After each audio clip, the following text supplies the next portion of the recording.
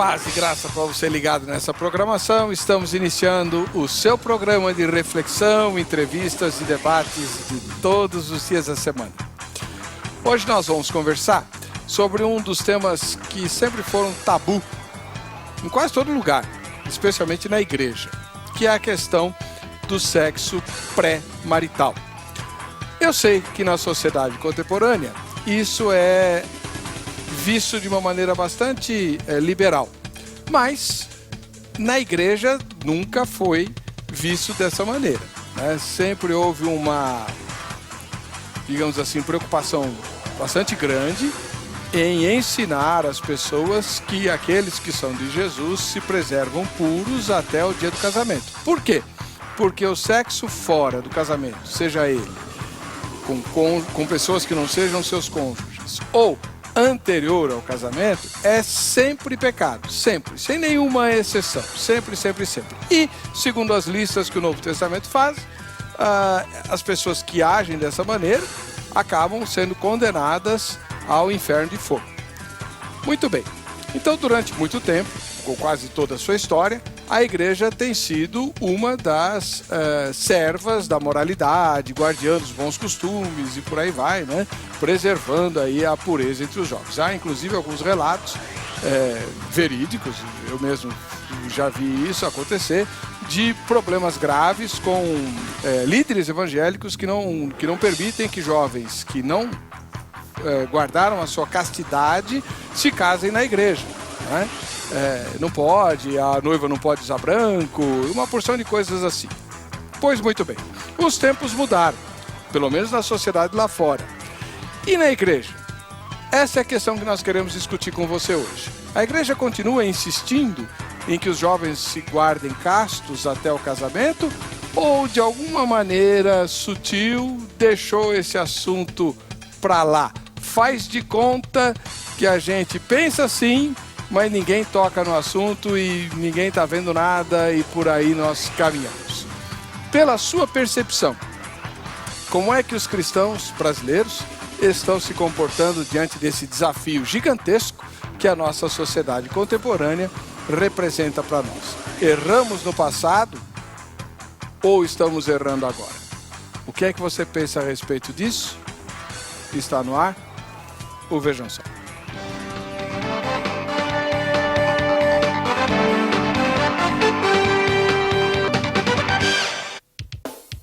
Olá, é com alegria que iniciamos mais uma apresentação, mais uma edição do programa Vejam Só. E eu queria agradecer pelo carinho da sua audiência, convidá-lo a participar da reflexão de hoje, do debate que nós estamos começando agora. E você pode fazê-lo por meio do site www.vejamsó.com.br. Vote na enquete, porque além de contribuir para a solução da pergunta de hoje, você também concorrerá aos sorteios que nós fazemos tanto a cada edição do programa quanto na última edição da semana, tá bom? Vote lá na enquete e você estará pronto ou pronta para participar dos sorteios.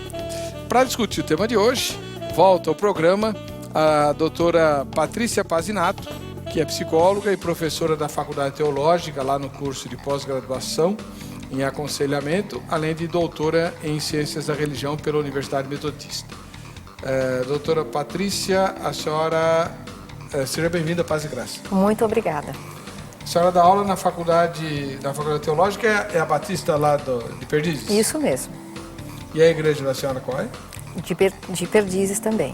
A igreja vizinha ali? Sim. Vizinha à escola. Seja muito bem-vinda, muito obrigado. Muito obrigada pelo convite. Volta ao programa também, acho que é pela primeira vez esse ano, demorou para voltar, pastor Dimas Paulino de Souza, da Igreja Batista Pedra Viva. Depois que eu fui pregar na igreja dele, nunca mais ele veio aqui. Né, pastor? Imagina. Ficou bravo? Não, que isso. Seja bem-vindo. Obrigado, a honra estar aqui. Obrigado pelo convite.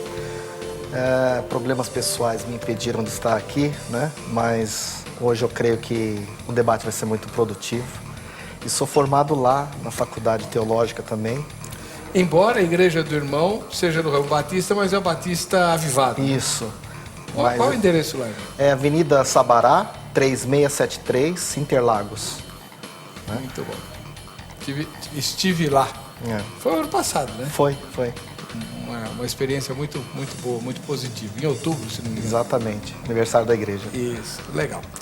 Muito bem, nós vamos assistir a matéria que apresenta o tema de hoje e voltaremos com as mensagens espertas do Vejam Só e também a opinião inicial dos nossos convidados aqui. Vejam só.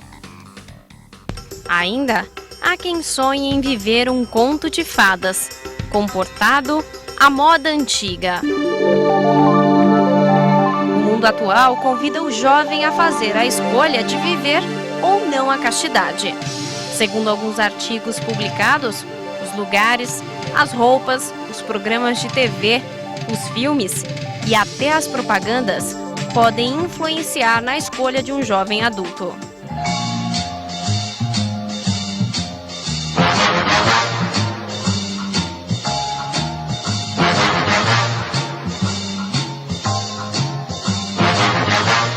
Os filmes pornôs estão disponíveis nas locadoras, nos canais de TV por assinatura, as músicas estão repletas de letras excitantes, os rebolados de moças seminuas na TV, colocando o jovem a viver e conviver nesta prova de fogo diária. A gente tem que entender que o mundo hoje, o sexo hoje é uma realidade cultural. Talvez eu acho que hoje as coisas estão mais descaradas, ou seja, estão muito mais apressadas. Existe um famoso ditado, quem ama espera, né? Por que não esperar um pouco mais? Nos últimos tempos, uma rede de blogs e sites de jovens em busca de um relacionamento cristão e uma vida mais próxima de Deus ganhou evidência nas redes sociais. Blogs como Não Morda a Maçã, Eu Escolhi Esperar, Cabeça Jovem e Sai do Muro somam mais de 50 mil seguidores. Mas será que essa movimentação é séria ou apenas um modismo entre os jovens? Este assunto rodeia a todos. Bonito, rico e cercado de pretendentes. Um dos maiores jogadores de futebol americano, Tim Tebow, tem 25 anos, é cristão fervoroso e teve algumas namoradas. É um dos maiores destaques da imprensa norte-americana por optar manter-se virgem até o casamento. E para surpresa de muitos, um site de infidelidade chegou até ao absurdo de oferecer $1 milhão para quem pudesse provar que dormiu com o astro da Liga Profissional de Futebol Americano. E você, o que acha deste assunto? A igreja continua priorizando a castidade entre os jovens ou está deixando isso para lá? Este é o tema do Vejam Só desta noite. Muito bem. Legal. No passado, a igreja se destacava como uma ferrenha vigilante, né, dos costumes e tal. Uhum. Hoje, a igreja continua assim ou a senhora acha que ela deu uma afrouxada? Então, eu penso que hoje em dia a igreja diversificou na maneira como ela trabalha com essa questão. O que não quer dizer que o fato dela trabalhar de diferentes formas tenha feito com que ela abra mão do que aquilo que é para ela um dogma. Isto eu escuto de muitos jovens, né? Então, o fato de se lidar com a questão de uma forma onde o jovem pode participar, pode entender o seu processo, pode compreender, inclusive, melhor, né, este dogma, o que ele significa, o que ele é, quais os seus fundamentos bíblicos, e aqui estou falando como conselheira, né? Os jovens que eu posso escutar, os jovens adultos e outras pessoas, porque há um ministério muito grande que ocorrem hoje, né, de pessoas que às vezes, para ter um parceiro, vão demorar 30, 40 anos, isso existe também no meio evangélico, né? Então, assim, às vezes para algumas pessoas é uma longa jornada até que elas possam encontrar um parceiro com o qual elas possam de fato consumar uma vida pós-matrimônio, enfim. Então a gente vem assistindo diferentes maneiras de lidar com isso. No entanto, o que me chama muito a atenção é que na medida em que este jovem adulto, ou enfim, uma pessoa, ela se torna alguém mais maduro tanto no sentido da compreensão da sua fé, da sua conversão, ela realmente encontra dentro dela aquilo que seriam os pilares para ela poder então fazer de fato uma sustentação da sua opção. né? Porque quando ela é muito jovem, eu diria que ela não tem necessariamente músculos espirituais para poder fazer o enfrentamento daquilo que foi tão bem colocado pela nossa chamada, que é todo vamos dizer assim, uma sensibilização para um lado que é o hedonismo, o narcisismo, que propaga uma sociedade do prazer e do prazer imediato. Quase que uma banalização da vida de um casal. Muito obrigado pela sua participação. Agora vamos ouvir um pastor, né? Nós ouvimos uma conselheira, mulher, tipo mãezona assim, né?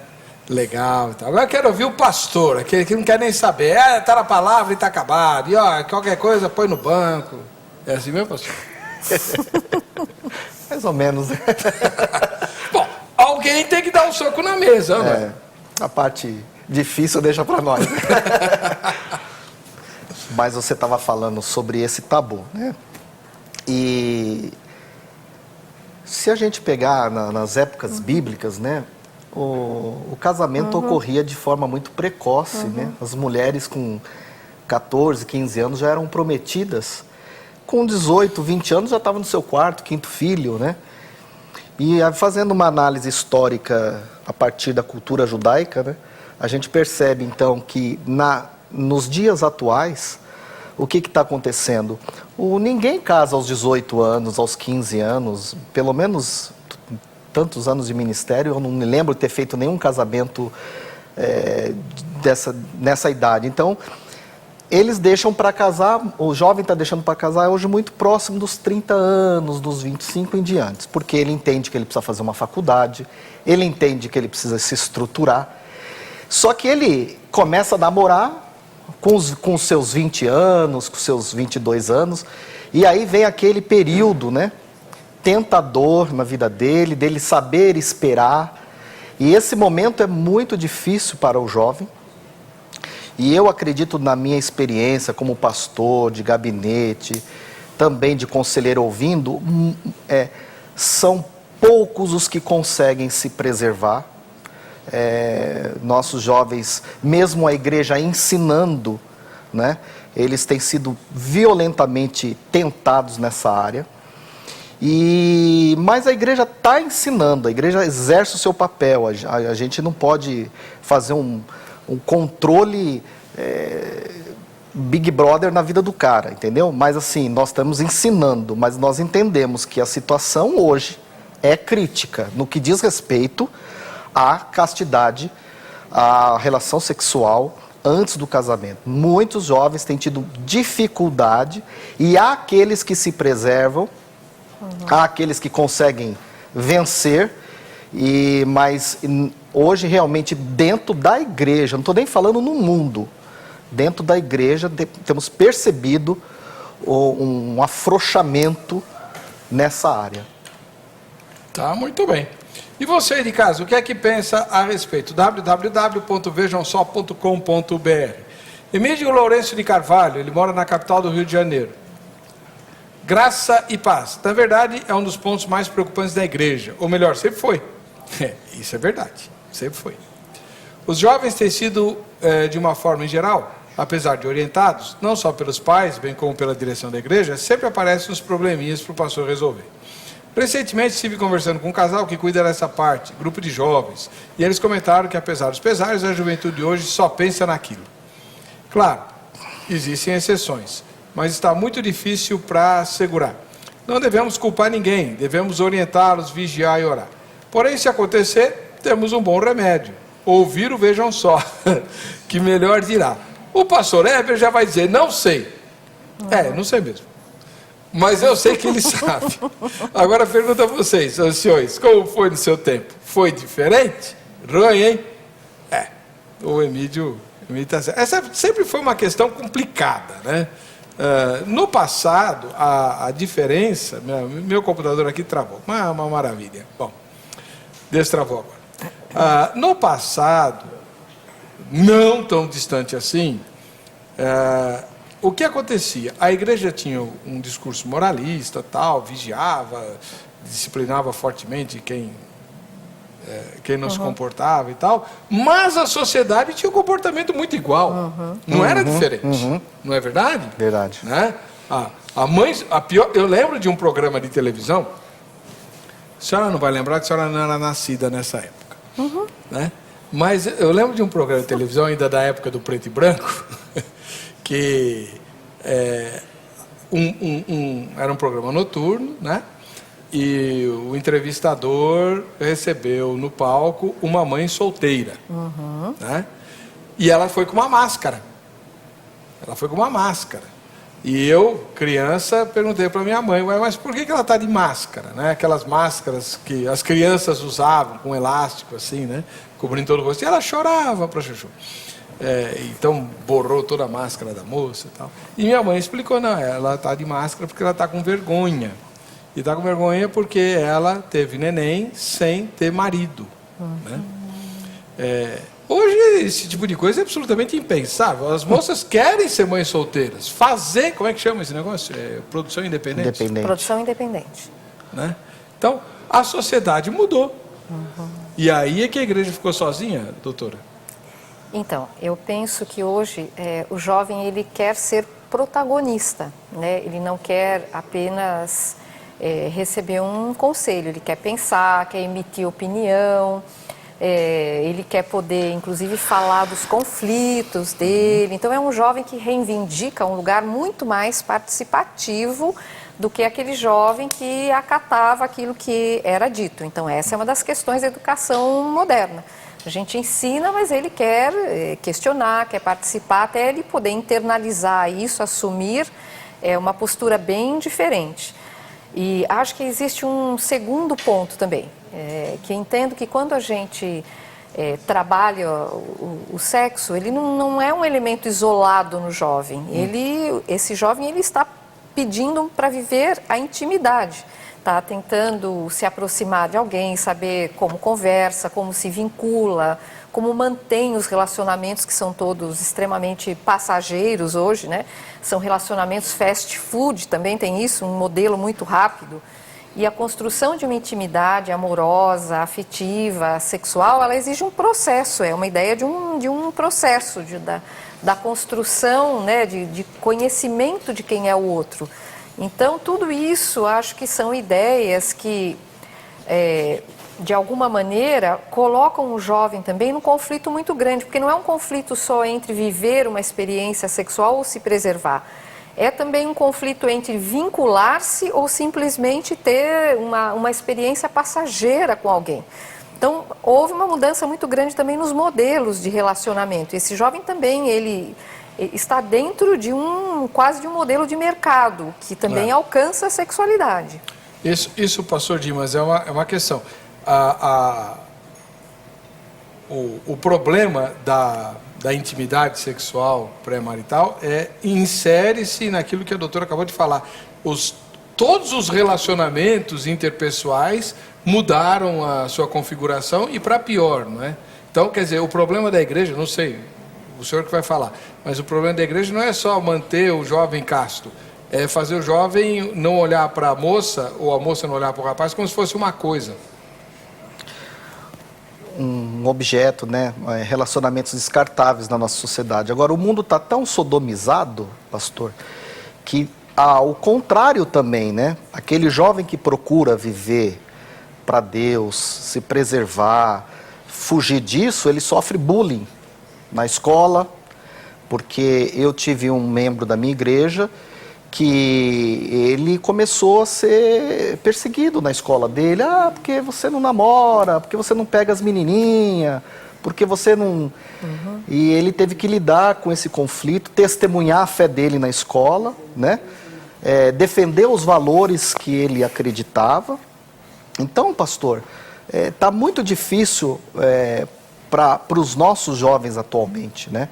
Primeiro porque ele não consegue se desvencilhar desse mundo que está sodomizado na mídia, nas reportagens, nos filmes, nos programas de televisão, nos programas de comédia que se fazem. Segundo, porque aqueles que querem se manter se preservar na sua virgindade, acabam sofrendo esse preconceito, acabam sofrendo essa perseguição, porque o cara não é o pegador da escola e tal. Então nós na igreja, o que nós temos feito? A igreja tem ensinado, pelo menos uma vez por ano, usando o púlpito da igreja, nos congressos de família, e falado sobre a importância do jovem se dedicar aos estudos, à sua formação, servir o Senhor e esperar o momento certo dele começar um relacionamento e se estruturando, se mantendo em pé nesse relacionamento, como diz na reportagem que foi feita, né? Quem ama espera, esperando, porque senão realmente, eu sei que há pastores que defendem isso como não uma prática pecaminosa, inclusive tem vários vídeos no YouTube falando sobre isso, e eu creio que já um liberalismo que pode levar os nossos jovens à promiscuidade, entendeu? Então nós temos ensinado agora, como você mesmo disse, o papel dos pais, os pais não podem deixar a igreja sozinho nisso.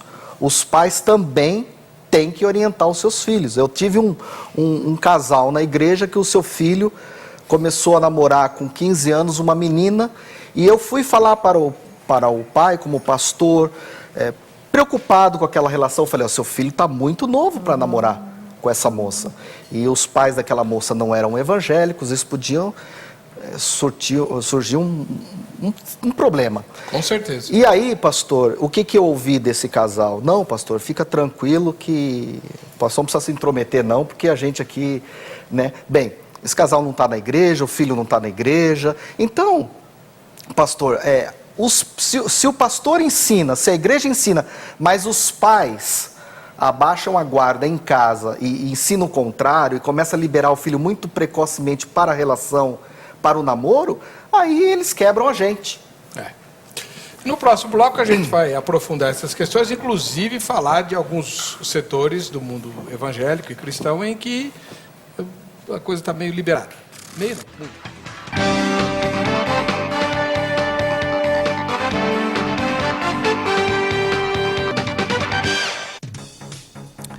Bom,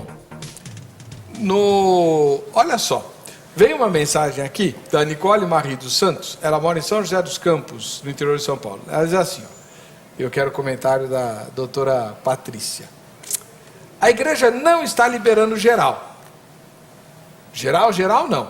Mas também não está tão rígida como antigamente, mesmo porque só exigem a castidade das mulheres. Dos homens ninguém exige. Que preconceito machista. Verdade isso?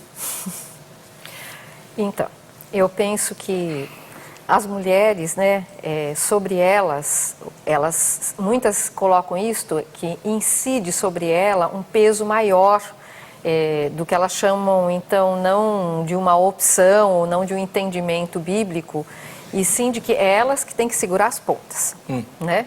Então, muitas mulheres se queixam disso, elas dizem, não, o homem, ele pode pular cerca, ele pode, porque para ele o peso é diferente. Mesmo entre muitas moças evangélicas, mulheres evangélicas, existe muito esta colocação, né? E que então, de alguma forma, elas é que têm que segurar, vamos dizer assim, as coisas no preto e branco. Agora, há uma questão muito interessante, né? Que é a vivência disso quando o jovem ele vai ter a experiência dele, né, mesmo sendo evangélico, mesmo tendo feito essa opção, essa conversão, enfim. Muitos se queixam do esvaziamento depois. Vivida a experiência, muitos dizem, eu acho que foi muito mais uma experiência de prazer, mas que de fato não trouxe para mim aquela proximidade que eu esperava. Então, assim, é um assunto interessante ver também como aqueles que às vezes atravessam a sua própria orientação vivem muito mal-estar, muita decepção e chegam conflitados para conversar sobre o assunto, né?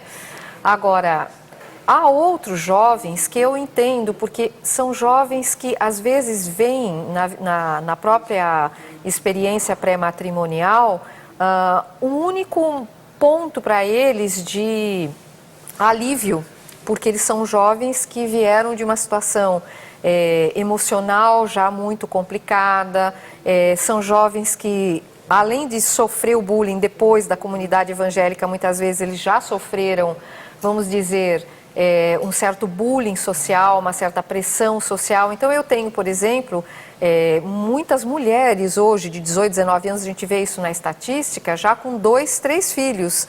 Elas não se casaram, não tiveram um parceiro permanente, e elas vão se converter muitas vezes depois ao mundo evangélico, né? Vão passar por isso e elas vão dizer, puxa, mas o que eu tinha na minha vida antes disso? Eu tinha apenas a possibilidade de me encontrar com alguém e ser um pouco feliz no final de semana, então assim, eu acho que não é só a questão do sexo, é como a nossa sociedade também vem trabalhando a questão do próprio jovem em si, né? E muitos jovens, eles vão viver uma dor profunda de se sentirem depois traídos por uma sociedade que não trabalhou com eles respeitosamente. Aí não é só uma questão evangélica, aí eu acho que é uma questão do trato do próprio jovem mesmo, que hoje em dia está merecendo um cuidado maior. Mas né? é verdade, o jovem, assim como o ancião, eles são vistos pela sociedade ocidental como meros consumidores. Eles têm, a criança também, né? Eles têm que consumir e está acabado. Isso é o que interessa, é isso que importa, e o que vai acontecer com eles, problema deles. Agora a senhora falou uma coisa, eu queria muito comentar do pastor Dimas, porque a senhora mencionou um aspecto interessante, que não é incomum que jovens que se dão não resistem à tentação e acabam cedendo às pressões sexuais e têm as relações sexuais ainda novinhos e solteiros, etc., depois disso sentem um vazio muito grande. Parece que na Bíblia tem um exemplo disso que aconteceu, um rapaz que ficou até doente de paixão pela moça e... Filho de Davi, né? Aminon? Então, porque... Embora o internato fala aí sobre essa questão machista, mas tá difícil, e eu vejo assim, pastora, mesmo com as mulheres, né?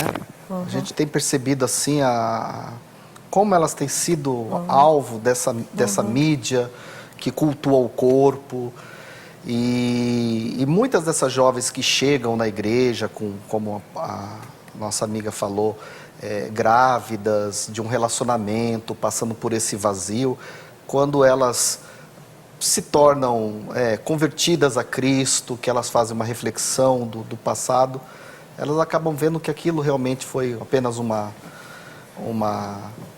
aventura da idade, né, da fase. Agora, a igreja tem que continuar segurando as rédeas, continuar pregando essa questão, que é pecado se relacionar sexualmente antes do casamento. A igreja precisa do apoio dos pais, a igreja precisa continuar servindo os líderes de exemplos, né? Os nossos líderes. A maioria dos líderes emergentes da igreja são jovens. Jovens que vão para o louvor, que vão para o evangelismo. Eles têm sido alvos constantes, a igreja tem que orar muito por eles.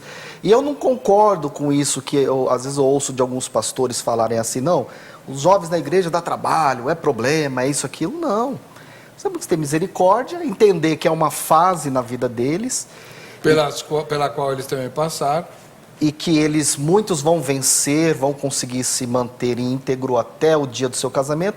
Outros vão tropeçar, mas não vão perder a salvação por isso. O senhor falou de bullying, né? Mas eu queria lembrar aos telespectadores, que eventualmente conheçam alguém que está sofrendo bullying por se manter casto, que eles estão em excelente companhia. Fizeram a mesma coisa com o Kaká. Lembra da época do Kaká? Lembro. Só não acabaram com o Kaká, porque o Kaká é o Kaká, né? Então, mas eu me lembro de ele foi capa de um monte de revistas e tratado como se fosse um marciano. Porque onde já se viu um rapaz bonito, de boa família, né, rico, né, famoso, um astro, esperar até o casamento para transar, né? Trataram o Kaká como se fosse uma aberração. o que seria normal é visto pela sociedade como uma coisa normal. Uma aberração. Uma aberração. E agora, eu não sabia, fiquei sabendo aí na matéria, juntamente com você, na matéria da Cátia Silva, que tem um astro do futebol americano, né? E agora, olha como a nossa sociedade é perversa. Eu falei de querer consumo. Ó, um site especializado em traições ofereceu $1 milhão para a mulher que pudesse provar que dormiu com o cara. Tenha a santa paciência, né? Por que não oferece esse $1 milhão para as vítimas da fome lá na Somália? Né? Pastor, tem um versículo bíblico que eu queria citar aqui, Lamentações, capítulo 3, 27, diz: bom é para o homem suportar o jugo da sua mocidade, né? Então isso é um jugo. Onde é que está isso? Lamentações 3, 27. Né?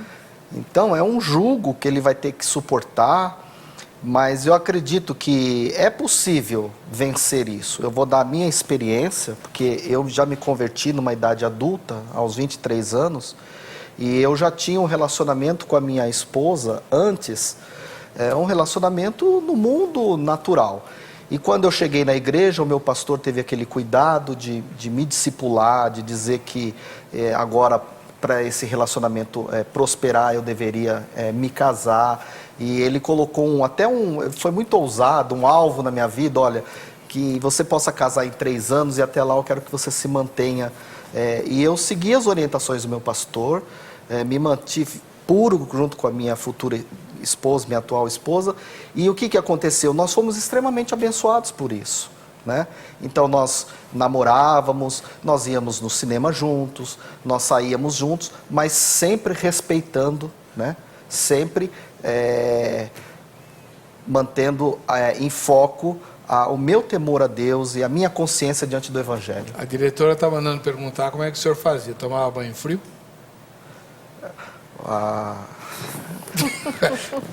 Acerte-se com ela. Foi ela que te convidou. Creio que era mais uma questão de obediência ao Evangelho. Mas o banho frio ajuda, não ajuda? A Ana é fogo. Fica até vermelho agora. Ai. Mas, pastor, aí vai, né, da maturidade de cada um. Então, tem algumas pessoas na igreja que eles não aceitam isso e se relacionam mesmo e ficam naquela palavra de é melhor casar ou abraçar, e fica abraçado durante anos e anos e anos. Mas aí não faz nenhuma coisa nem outra, né? Porque lá está escrito, é melhor casar. Exatamente. Mas casa. Não casa. E a gente, nós como pastores, a gente se preocupa, né, com os jovens, a gente procura orientar. Agora, tem uns que realmente aí vai da consciência de cada um diante do Evangelho, né? Não, porque o Espírito vai cutucar, vai. Normalmente, essas pessoas que acabam cedendo e caindo nessa prática, eles têm uma vida muito fria espiritualmente, vivem se culpando diante de Deus, se sentem culpados diante da igreja, se sentem envergonhados. Uns acabam até abandonando a igreja, virando as costas, porque não conseguem lidar com essa situação. E há outros que realmente dão excelentes testemunhos, né? Excelentes testemunhos. Agora, eu sei também que existem aqueles pastores muito radicais, como você falou na abertura, que decide não fazer o casamento, exige que a mulher entre de branco e tal. Olha, eu faço o casamento. Eu não tenho problema com isso. Eles estão obedecendo eu não entendo isso. Quer dizer, dos males o pior, o melhor, né? Porque pelo menos se casaram, estão juntos e tal. Agora, não adianta também ficar oprimindo-os até o fim. Não, mas não pode casar no templo, não pode casar... Quer dizer, o dízimo dele pode dar no templo. Pode. Né? Então ele não vai acumular 2 erros. A oferta dele pode dar. Agora, então... Eu acho que é um pouco de legalismo, né? Uma vez, deixa eu contar, sem contar o santo, só conta o milagre. Veio um casal lá na minha igreja, eles eram líderes da mocidade e tal, e a moça engravidou. Eles já estavam com o casamento marcado e tudo, mas a moça engravidou. Aí foram disciplinados e tal, e ele falou: pastor, temos um problema. O nosso pastor não faz o casamento. Mas nós podemos nos casar na igreja, mas ele não faz o casamento. O senhor faz? Eu faço. Fiz lá o cursinho com ele, tudo, fui lá fazer o casamento. Aí me convidaram para a festa. Quando eu chego na festa, adivinha quem está lá? O pastor. É brincadeira. Eu falei, ô pastor. Na festa pode ir. Ô pastor. Não, agora estou casado. Agora está tudo certo. Deixa eu perguntar aqui. Doutora Patrícia, me diz uma coisa. A senhora mencionou no bloco anterior que o jovem quer ser ouvido, quer expressar a sua opinião. Sim. E tal. Sim. Eu estou curioso, eu acho que o telespectador também. Nesse contexto, o jovenzinho, que tipo de opinião ele tem em relação a essa questão do envolvimento sexual? Então, se eu tomar um adolescente, alguém de 13, 14 anos, eu tenho que levar em conta o tamanho da luta dele. Porque este jovem está sobre, por exemplo, mudanças corporais intensas. Está saindo da infância, está sobre toda uma carga hormonal, está sofrendo todo um convite do mundo para ele mostrar que ele é um homem, que ele tem poder de conquista, que ele tem poder de sedução, que ele tem poder de chegar em alguém, cantar, uma pessoa encantar, uma moça, uma menina. Então, assim, para ele tudo isso está servindo como uma referência da identidade dele. Então, esse é um jovem de 14 anos que para ele lutar contra isso vai ser algo bem difícil, né? Se eu tenho alguém já com 20 anos, 20 e poucos anos, é diferente, porque é uma pessoa que amadureceu na fé, amadureceu na sua conversão, na sua opção. Enfim, ele dispõe de muitos meios e ele gosta de debater o assunto entre jovens. Então, ele gosta de conversar sobre, ele tem fundamentos, ele tem diálogo, ele tem possibilidade de entendimento da fé, da opção dele, da conversão. Então, este é um jovem que está muito mais qualificado. Se eu tenho alguém de 30, 40 anos, isso muda também, muda muitíssimo, né? Porque alguém já muito mais responsável, pode ser que ele vá viver uma experiência, inclusive uma experiência sexual, pré-matrimonial, mas ele lida com a situação de uma outra forma, de uma outra maneira. Está disposto a fazer parceria, está disposto a construir família, né? Está disposto a ser abençoado por isto. Então, eu diria que são situações para a gente tratar de forma completamente diferente. Então, eu diria assim, tanto a igreja quanto a liderança, para mim, tem que estar muito preparado hoje em dia para trabalhar com esse jovem, né? Tanto olhar a sua trajetória de vida, o meio que ele vem, porque a participação dele é muito intensa, mas ela é diferente, dependendo da fase de vida, dependendo da sua própria cultura religiosa, porque são trajetórias distintas.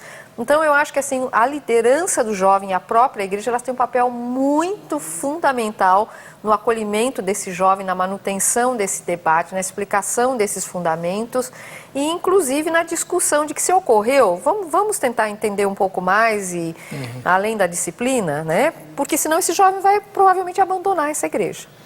Então, mas o efeito contrário também é realidade, né? Eu tenho notícia de que algumas comunidades evangélicas, obviamente, não fazem propaganda ostensiva disso, mas nessas comunidades não existe restrição, né, para a vida sexual de jovens solteiros, não existe. E alguns jovens da igreja acabam até se retirando dela porque não conseguem. O senhor já passou por isso? Inclusive, não posso citar nome, mas até tem uma comunidade próxima da nossa igreja que eu recebi um jovem de lá que ele alegou exatamente isso, né? Que não havia restrições, que isso era uma prática antiga, que a sociedade mudou. Agora, eu acredito, pastor, que é muito liberalismo, né? Até você citou desse atleta aí, né? Tem até uma banda de jovem aí que faz muito sucesso, Jonas Brothers, que eles estão com um anel de castidade, né, de virgindade, e você vê que até o próprio... há um movimento tentando lutar, resgatar esses valores. Agora, essas igrejas, elas têm uma característica, são igrejas grandes, aonde o jovem é tratado no culto e não há um discipulado pessoal. E eu acredito que, nesse sentido, as igrejas menores no sentido numérico, elas têm condições de dar um discipulado mais pessoal para esse jovem, uma orientação melhor, orar junto. E lá na nossa igreja, por exemplo, nós temos até orientado alguns até a terem mentores dentro da própria igreja, pegar os casais mais experientes, para no momento de uma tentação, o cara ter com quem se abrir, com quem pedir ajuda, com quem orar. Então, acredito que aí o discipulado pessoal ajuda bastante, pastor.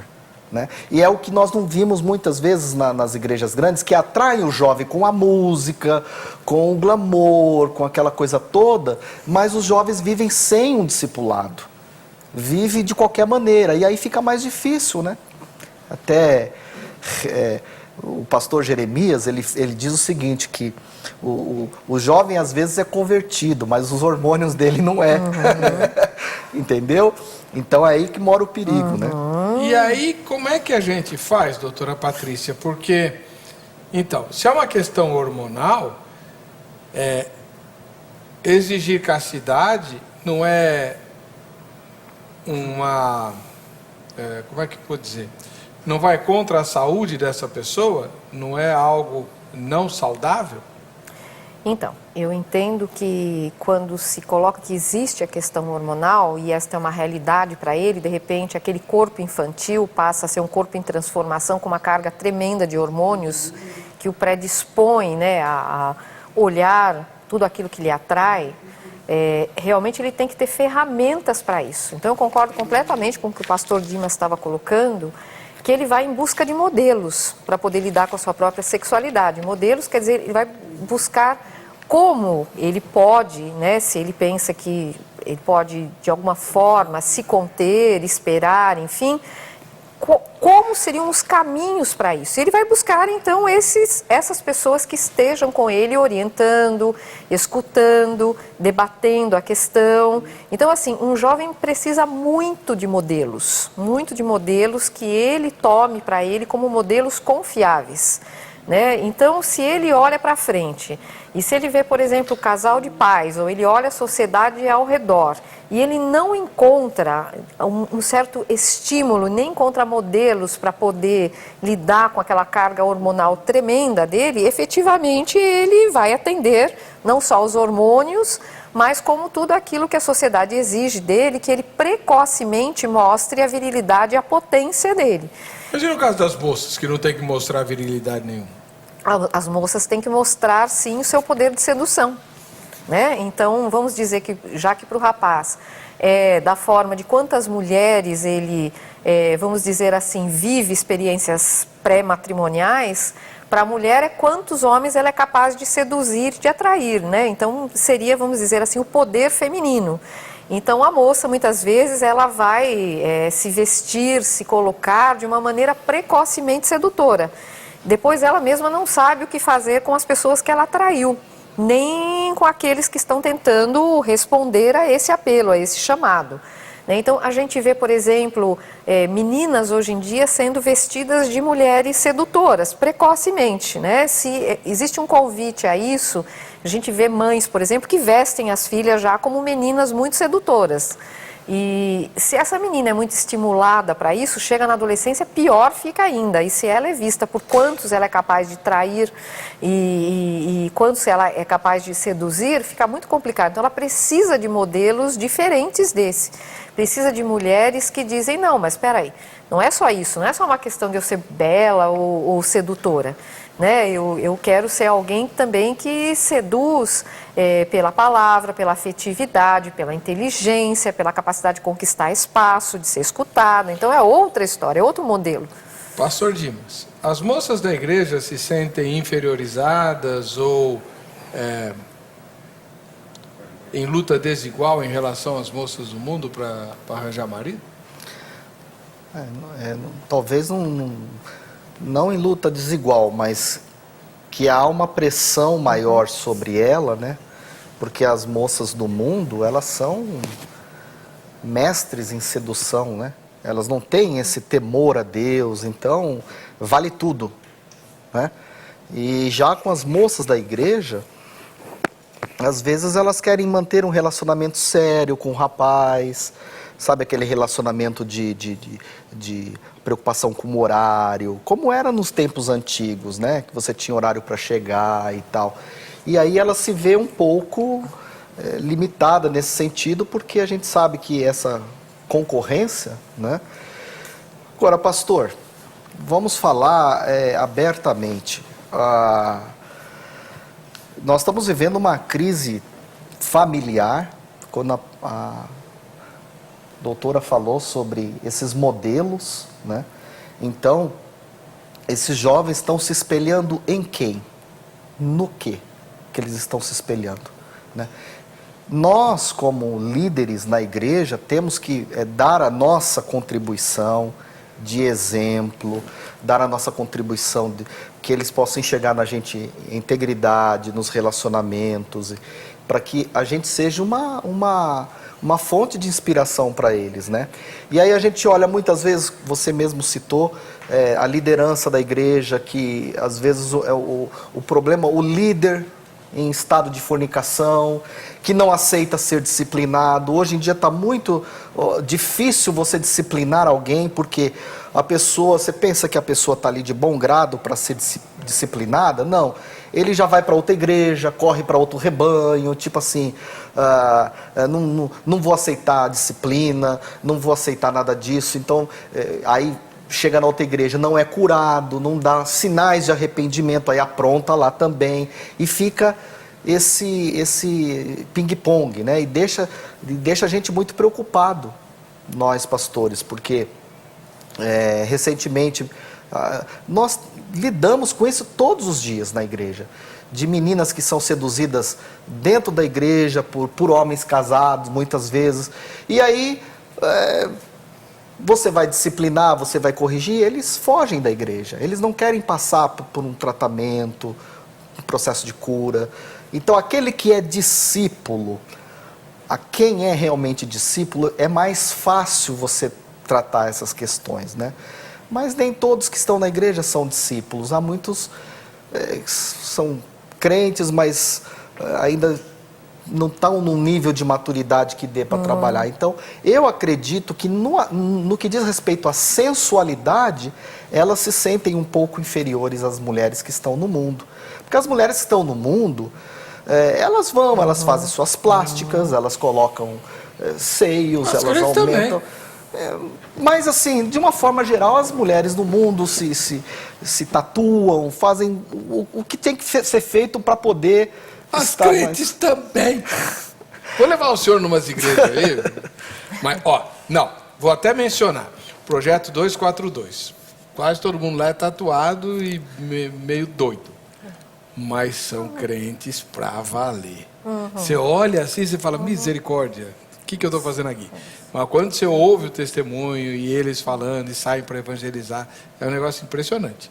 Parece que o radicalismo que eles têm para um lado, afeta também na fé. Eles são mais radicais do que eu, por exemplo. Terríveis. Pode ser. Quando eu falo de inferiorizadas, depois no próximo bloco eu vou pedir para a doutora Patrícia, como mulher, falar, no sentido de elas não podem usar as mesmas armas, né? Exatamente. E aí, arranja um namorado, né? Mas o namorado, ele não mora na igreja. Ele trabalha e estuda fora da igreja. Se ela não der para ele o que as outras lá de fora estão oferecendo, será que ela consegue casar com o rapaz? Próximo bloco a gente vê isso.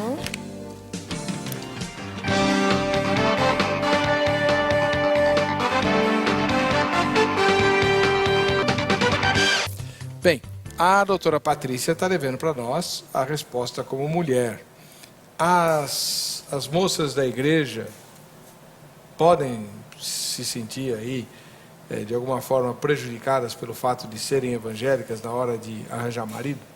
Então, eu penso que não dá para deixar de dizer algumas coisas. Por exemplo, uma delas é um cenário que não atinge só as moças evangélicas, atinge as mulheres de maneira geral, que a quantidade de mulheres hoje em dia para a quantidade de homens é desproporcional, desfavorável às mulheres. Há muito mais mulheres, né, com uma qualificação muito grande para encontrar um parceiro do que homens disponíveis para isso. Isso é quantitativo também.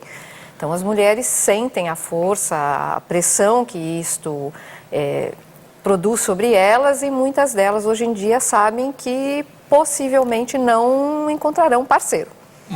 Né? Então, isso torna a concorrência algo assim muito intenso por aquelas que querem sim casar, ter filhos, ter parceiros, e há muita dor, muito sofrimento emocional de muitas mulheres ligadas a isso, né? com sintomas, enfim.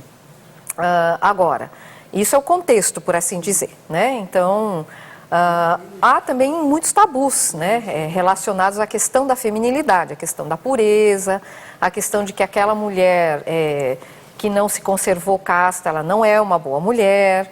E aí, claro, a gente está falando do que é castidade, existem diversos níveis de castidade, diversas formas de entendimento disso, tudo isso daria para muito debate, muita conversa a respeito disso, né? E acho que há também um outro ponto bem interessante, que é quando a mulher ela passa a mensagem para o homem de que, mesmo que ela então esteja optando por princípio de esperar, não significa que ela não sabe ser mulher na hora do vamos ver, né? Na hora em que ela de fato sente que ele é o parceiro, que ela se casou, está abençoada, ela sabe muito bem ser mulher, né? Então, não é pelo fato dela não ter vivido determinadas experiências que ela não se preparou para ser de fato uma grande parceira. Então, esse também é outro tabu que existe. Olha, acho que ela não sabe ser minha parceira, né? Então, vou lá viver com mulheres que realmente se soltaram. Existe isso também. Então, as mulheres sofrem preconceito dentro da própria instituição religiosa e fora dela. Então, o bullying feminino é muito intenso. Então, para uma mulher se manter equilibrada hoje, né, e poder fazer a opção por esperar, é algo que realmente é desafiador. Mas é um desafio do nosso tempo, né? Não é uma queixa. Eu acho que nós temos sim como enfrentar tudo isso, né? Apesar das grandes dificuldades, né? A gente quando fala, Deixa eu fazer uma pergunta para a senhora, que vira e mexe quando a gente trata... Faz tempo que a gente não fala disso aqui no Vejam Só, mas eu tratei bastante, várias vezes, da gravidez na adolescência. Sim. Né? E vinham especialistas, tal, inclusive uma médica muito, muito legal. Depois que ela veio ao meu programa, tudo quanto é canal de televisão levou ela, porque ela é realmente muito competente, especializada nessa área, a doutora Albertina. E ela mencionava algumas coisas, né, que para mim foram muito chocantes na época. E depois eu vi que o comportamento que ela descrevia no consultório se repetia nas igrejas também. Certamente. Né? Também. Quase sem nenhuma variação. E um desses comportamentos são as mães dos garotos, que acabaram sendo pais adolescentes, culparem a moça. Poxa, ela não é mulher, né? É a mãe do garoto, então ela é uma mulher. Ela vai e inocenta o filho dela, 100% dos casos, pastor. Negócio impressionante. No mundo e dentro da igreja. Sem nenhuma diferença. Nenhuma. Igualzinho. A culpa é da moça. Foi ela que quis, ela que seduziu. Por que as mulheres agem assim? Então, eu acho que não são as mulheres que agem assim. São as mães. Mãe é o quê? Eu acho que existe um tabu muito grande, né? Que se ocorre alguma coisa antes do casamento, a culpada foi a sedutora, né? Foi a Eva que foi lá. Mas é outra mulher que está falando isso, não é o homem que está se defendendo, ela não pode fazer nada. E ela ainda fala assim, tanto no mundo quanto dentro da igreja. Pasme, pastor, meu filho é homem. Então, para o homem, ele está perdoado. Mas quem fala isso é uma mulher. Exatamente, mas a mulher olha sempre o homem. A gente tem muitas mulheres dentro da própria igreja que olham para o homem desse jeito. Se ocorrer com ele, ele está perdoado. Se ocorrer com ela, a culpa é muitas vezes maior. Então, a culpa feminina, né, é uma culpa que para a mulher batalha para ser perdoado. Para ser perdoada, o homem já está perdoado mesmo que ocorra, né? Então, como há uma diferença muito grande aí na construção da psique, né, feminina, e isso ainda está presente no mundo de hoje, a doutora Albertina mostra isso para a gente, inclusive estatisticamente, né? Então eu diria assim, para a mulher, efetivamente o peso da sexualidade, porque a pureza está ligada ao feminino, né? Então, para a mulher, o peso é muito maior, isso eu não tenho a menor dúvida. E quem reproduz esse padrão é a mulher. E quem reproduz isto é a mulher, né, que educa o filho homem assim, já antecipadamente perdoado, e a moça antecipadamente culpada. Por isso que agora entendi. Por isso que quase sempre a mãe do rapaz se dá mal com a nora. Não é? É por causa disso. Porque ela vê na nora uma pessoa, essa daí. Vai mais longe ainda, né? Quando a mulher tem um bebê, entra a sogra e há uma cumplicidade entre muitas mães, né? Muitas avós que são então aquela que é a mãe do homem, do marido, né? E ela olha e diz assim: deixa eu ver se este é um filho seu. Né? E ela olha e vai buscar reconhecer naquele bebê recém-nascido se efetivamente aquele bebê tem a cara do filho dela. Se né? não tiver, tá lascado. Se não tiver, ou se ela desconfiar, pobre da moça que vai ser colocada sobre muitas provações. Né? Então vai ser aí objeto de muitos comentários inadequados. Né? Então a gente vê, abriu a porta do quarto, entra a sogra. O que a mãe espera? Finalmente eu vou ser aprovada, porque é a sogra que diz para o filho: este filho é seu. O que é o teste de DNA perto disto, não é verdade? Não? Agora eu entendo melhor ainda o apóstolo Paulo quando fala que a mulher tem que ficar quieta, né? Porque pelo jeito que a doutora está falando, toda vez que a mulher fala é uma desgraça. Pastor, uma palavra aqui para os jovens da igreja, né? Tessalonicenses 4. Que cada um de vocês saiba possuir o seu vaso em santificação e honra, não da paixão de concupiscência, como os gentios que não conhecem a Deus. Então, nós somos informados pelas Escrituras que nós devemos possuir o nosso vaso em santificação e em honra. Então, vai ser uma luta, mas eu acredito que aqueles que realmente procuram viver uma vida de agradar a Deus, com uma consciência do Evangelho, vão conseguir vencer. A mulher, eu não sei, lá na sua igreja, depois que ela passa dos 30 anos, é uma preocupação. Acho que vão ficar para titi, acho que não vão casar. E nós temos que tomar muito cuidado com isso. E eu acredito piamente, pastor, que o discipulado na igreja funciona. Não que vai resolver o problema, ele vai continuar sentindo o desejo, a atração, mas vai ajudar a ele, com certeza, através de um discipulado, a se defender melhor, a se precaver melhor, a evitar determinados locais, né? Então, quando você encontra um jovem na igreja que está iniciando um casamento, com uma predisposição a ser ministrado, ser discipulado, facilita o trabalho do pastor, né? Agora, tem muitos que realmente, aquelas moças que vão às vezes se relacionar com rapazes que não são da igreja, que aí é um problema maior ainda, porque eles... Aí, se o da igreja já está com problema, imagina os que estão lá fora. Então, nós pastores também estamos precisando de ajuda, né? Ajuda dos pais, para lidar com essa realidade hoje, porque a nossa sociedade está sodomizada, né?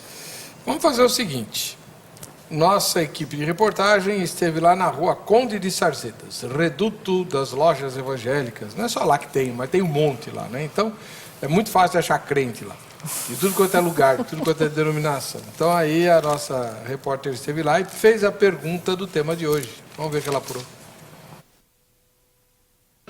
A igreja continua priorizando a castidade entre jovens ou está deixando isso para lá? A Igreja de Cristo Jesus continua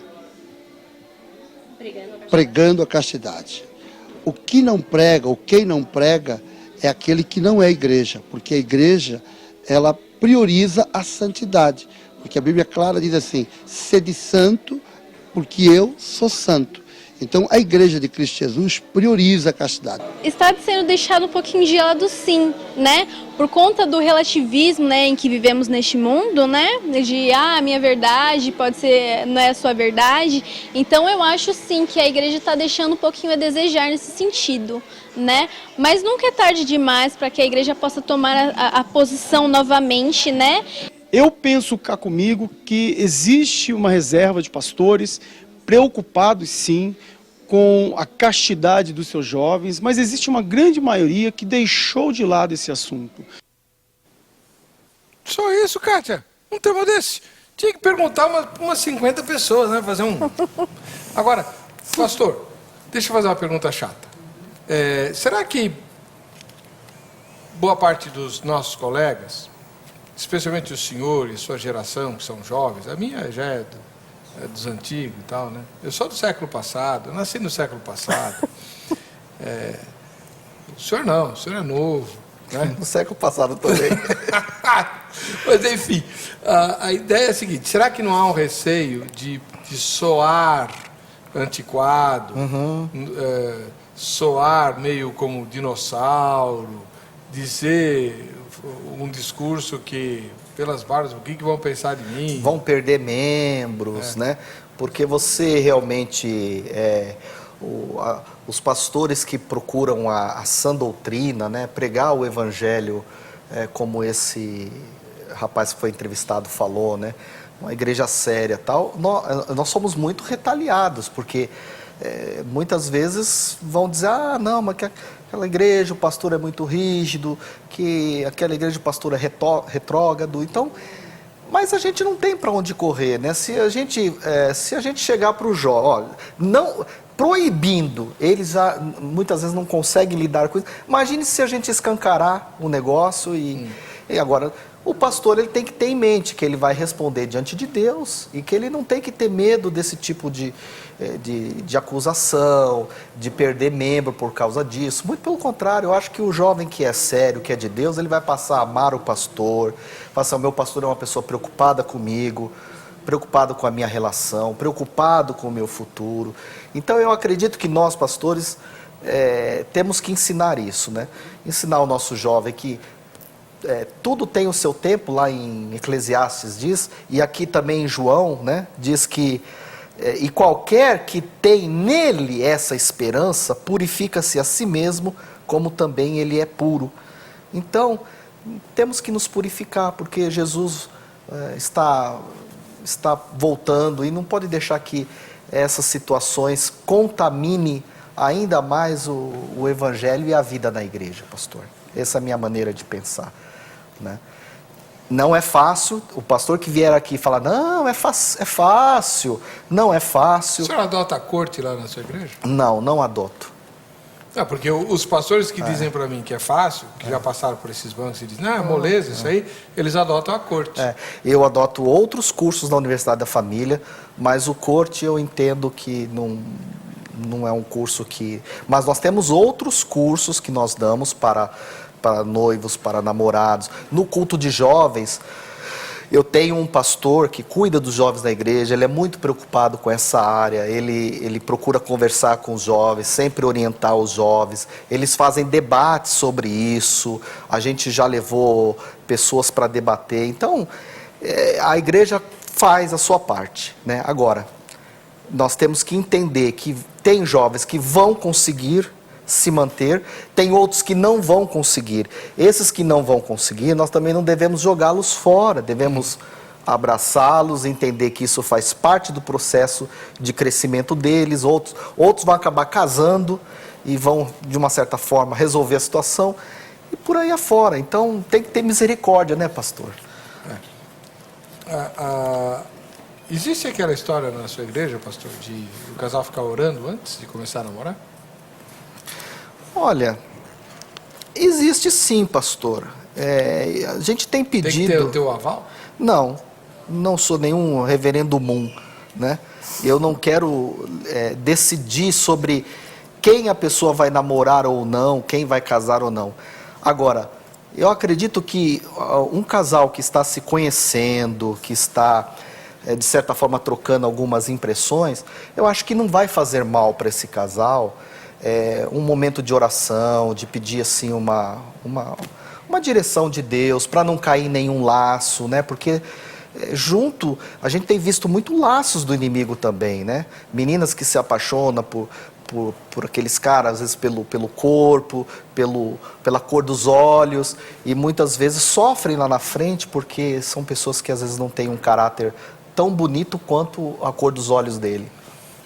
O que mais chama a atenção numa menina nova, no rapaz? Então, depende do rapaz, ele está bastante voltado para a questão física dela, né? Não, o contrário, eu quero saber da mulher. Então. O que o homem olha para a moça, eu sei. Eu quero saber o que a moça olha para o rapaz. Então, a moça também olha para o aspecto físico dele, né? Certamente que ela olha, porque isso é uma questão biológica, ela também vive isso, né? O hormônio não é só no masculino, no feminino também que as existe. mulheres vinham falando, não, para mim a beleza não tem nada a ver. É claro que conta, né? É claro que conta. Só que nós entendemos também que a atração, e ela vai descobrir logo isso, que a atração não vai se dar apenas pela beleza física, que a atração vai se dar por outros inúmeros canais, vamos dizer assim, né? Como eles dizem, vou brincar, né? Outras vibes, né? Que eles colocam bastante esta questão, né? Mas é uma descoberta, faz parte do amadurecimento, você sair daquilo que te atrai, que é a imagem física, e começar a olhar muitas outras características e qualidades, né? É uma jornada de amadurecimento e que às vezes envolve muito sofrimento porque já foi na primeira vez. Né? Eu ia fazer uma brincadeira, pastor. Fala. Eles olham a bandeira do cartão de crédito. Elas olham a bandeira do cartão de crédito. Não, isso baseado no que eu vi, o que as moças olham é o carro que o cara tem. O carro, Então, a moto. eu acho que... status, né? Não, é o carro. Eu fui pastor de rapazes sensacionais, 100% bonitos, inteligentes, esforçados, crentes, cavalheiros, respeitadores, amorosos, carinhosos, mas pobres. Todos eles tiveram tremenda dificuldade para arranjar uma moça para namorar. Dentro da igreja, da minha igreja. Estou falando isso. Isso é muito feio. Então, eu acho que há muita dor e muito sofrimento quando se cai nesse empobrecimento da vida. Mas eu entendo, acho que existe sim a estatística de buscar um parceiro que tenha uma vida econômica, enfim, que possa promover um amadurecimento do casal, porque hoje em dia se espera que vá se casar lá pelos 30, 35 anos... Então, a ideia é que tenha um parceiro que vá poder permanecer comigo numa longa jornada, não numa jornada breve e curta. Então, eu acho que esse é um dos pontos explicativos dessa experiência que o senhor está colocando. Agora, existe preconceito, sim. Existe a ideia e existe a falsa ilusão de que se eu estiver com alguém que tenha uma vida econômica, financeira, enfim, privilegiada, eu realmente vou ter um parceiro à minha altura, né? Então vai valer a pena eu esperar e tal, porque vai vir alguém à minha altura. Eu acho que é uma ilusão também, né? Faz parte das ilusões da juventude. O mercado profissional, né? Que cobra desse cara, porque ele saiu da faculdade, então ele vai entrar numa empresa, se ele tiver a bênção de entrar numa multinacional, tal, essa empresa vai sugar ele com viagens, então tudo, aí o cara, pô, tô ganhando dinheiro, comprei meu carro, puxa, tô fazendo viagens, pra que eu vou casar? Exatamente. Né? Pra que eu vou casar? Então ele tem lá a namoradinha da igreja, que ele namora, se ele for uma pessoa com esse problema, ele vai ficar, como diz a palavra lá, né? Enrolando e pegando só o bônus da relação e não querendo conviver com o ônus do negócio, né? Então, Deus nos ajude, né? Porque essa geração nossa está sendo violentamente... Aí que tá. Falta sabedoria, tanto de uma parte quanto de outra. Acho que aí eu queria colocar um pouco, complementando, né? Eu acho que a responsabilidade no Brasil está muito fora de moda. Ser responsável, assumir, está muito fora de moda, tanto é que está aí sendo responsável, né, por muitos dos movimentos que nós estamos vendo. Então é a ideia de que eu posso apenas ficar com o bom, com o melhor, rapidamente, prontamente e não trabalhar com o ônus desse processo, com a conquista, fase a fase, ponto a ponto. É uma mudança, né, de mentalidade em relação ao tempo mesmo. A relação é vista muito como fast food. Se é fast food, então eu quero alguém que esteja muito bem economicamente, empregado e tal, porque é rápido. Agora, tem uma questão importante também no meio evangélico que eu queria colocar. Né? Existe a ideia de que a mulher evangélica ela só se realiza se ela casar e tiver filhos. E hoje em dia o roteiro para muitas mulheres não vai ser nem casamento e nem filhos, vai ser ela ser uma mulher cristã, dentro de valores cristãos, e que vai por um outro caminho. Então, também... Precisamos ler de novo 1 Coríntios 7, porque Paulo priorizava a solteirice. Então, pastor, quando um casal chega para mim lá no gabinete e fala assim, pastor, nós estamos com dificuldade, é um casal de namorados, né? E a gente está sendo tentado nessa área e abre o coração e pedindo ajuda, entendeu? Então, a gente procura ajudar da seguinte forma, olha, vocês se amam? Vocês já estão se relacionando há quanto tempo? Já terminaram os estudos de vocês? Tal? O que impede vocês de assumir então e vão para o altar? Qual o problema? Agora, tem uma coisa que eu tenho percebido, que às vezes fala, mas a gente ainda não tem o dinheiro para fazer a festa, para o buffet. Eu casei, não tive festa, não tive buffet, não tive nada.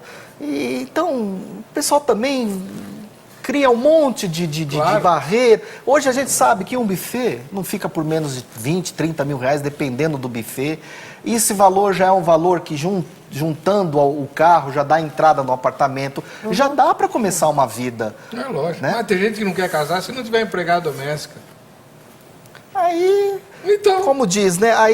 Mas quer viver lá na situação, né? Então, é complicado, né, pastor? É muito complicado. Então, é o tal negócio. É aquilo que a doutora Patrícia falou, falta um pouco de responsabilidade. Você não pode casar porque não pode pagar o buffet, então também não vai transar, né? Os pais proibiram. Então abre mão do buffet, abre mão Ué, você casou com toda a tua casa mobiliada? De maneira alguma. Eu casei sem fogão e sem geladeira, sem máquina de lavar. Então. Foi uma loucura, eu concordo plenamente. Não recomendo para ninguém. O rapaz começa a namorar 2, 3 meses, tempos, já está dormindo na casa da moça, com o consentimento dos pais. Quer dizer, eu volto a dizer, se os pais também não fizerem o exercício em casa, tira toda a nossa autoridade, porque aí você vai falar, não, o pastor está se intrometendo demais, fica tranquilo, pastor, calma, calma. Aí aparece muitas vezes... Quando não aparece grávida e gera todo um mau testemunho para a igreja, para a comunidade, que você luta para que a igreja tenha uma boa imagem perante a comunidade onde você está inserido, né? Aí vem escândalos como esse que depõem contra o testemunho do evangelho, né? Bom, o nosso tempo acabou e eu quero agradecer a doutora Patrícia Pazinato, que é psicóloga e professora da Faculdade Teológica, lá do curso de pós-graduação e aconselhamento, e também doutora em Ciência da Religião pela Universidade Metodista. E também agradecer ao pastor Dimas Paulino de Souza, que é o ministro da Igreja Batista Pedra Viva, lá na região de Interlagos. Não é isso? É isso aí.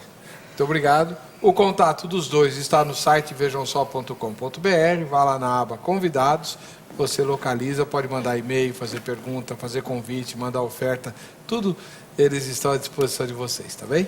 Vamos ver quem é que vai levar o brinde da Agrade hoje? Rosane, lá de Guaíba, no Rio Grande do Sul. Que vontade de comer um espeto corrido, tia. Tá? Para você que fica com a gente, que fica com essa emissora Paz e a Graça de Jesus. Nós vamos nos encontrar no próximo Vejam Só.